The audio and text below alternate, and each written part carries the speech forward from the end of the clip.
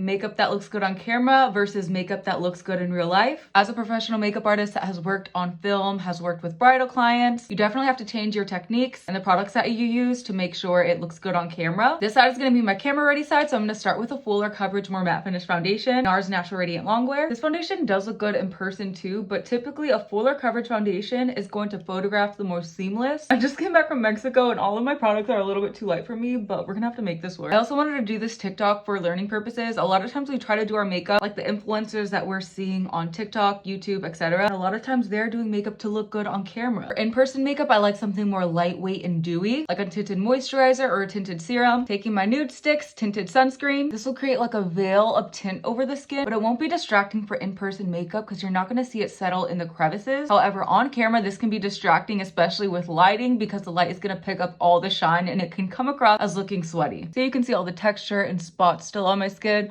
versus this side being completely smooth. I find a more intense bronzer and contour looks better on camera just because the camera tends to wash everything out. This is like a bronze slash contour. It's definitely more warm. Something a little less intense will look better in person. I'm using my Chanel bronzer. This is my favorite for defining the cheekbones without it being like, boom, I have contour and a bunch of bronzer on. It creates the most subtle, natural shadow. A fuller coverage, more satin matte finish concealer will look better on camera. Since I already have such full coverage foundation, I don't need to go in with a heavy concealer. So I'm only going to take a little bit of my Tarte Shape Tape. Satin, more medium coverage concealers definitely look better in person. They'll mesh in with the natural skin texture better, not be distracting where you see the demarcation of the concealer and the skin. I'm using my Dior Backstage concealer because it's a nice buildable one where you can still get coverage, but it's not going to be too intense. I find that the blush fades so much more on camera. So I find that blushes with more pigment photograph and look better on camera. Applying my Rare Beauty blush in Happy. In person, I love the look of a blush tint, so I'm applying my Benetton. I find that this gives the most natural flush to the cheek, and it's still pigmented, but since it's so thin, it just looks like you pinched your cheeks. On camera, more powder looks better because it smooths out the skin texture. You're able to control where you have the shine peeking through. You'll typically use a lot more powder for camera makeup. So on this side, I'm gonna set all over with my Studio Fix foundation powder. This looks stunning on camera. Also for camera makeup, I'll set the cream bronzer with a powder bronzer. It's way more essential for camera versus in person. Go over with a powder blush and going in with a powder underneath of the eyes to brighten it further. See how smooth and airbrushed that looks? For my in-person side, I find that I can get away with just setting my T-zone with my loose brightening powder. This is my Givenchy powder.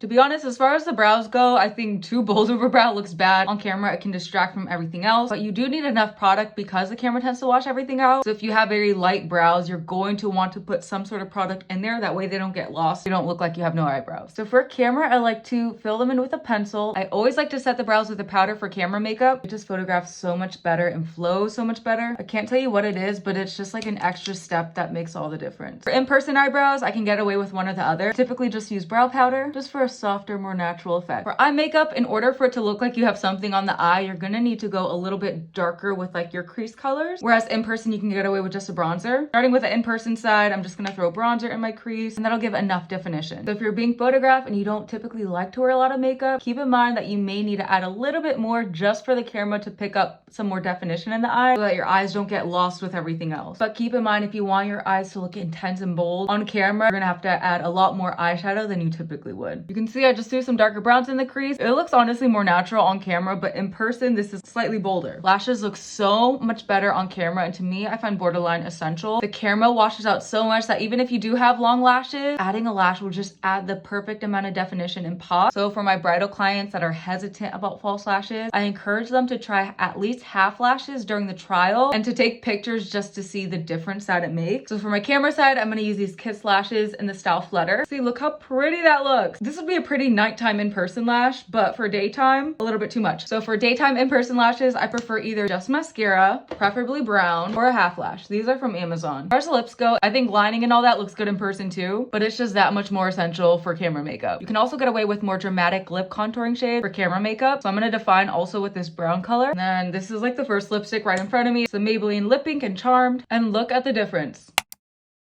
And this isn't to say that this side looks terrible in person. It's just to keep in mind next time you see somebody take all those extra steps of powdering, layering a bunch of product. A lot of times it is important for camera makeup, but it doesn't mean that you have to do that same thing for your like everyday in-person makeup. As somebody who used to take a lot of bridal clients, I think it's important to find that happy medium so that my clients photograph beautiful but still feel like themselves in person. So let me know if you want to see a video on that. Like and follow for more makeup TikToks.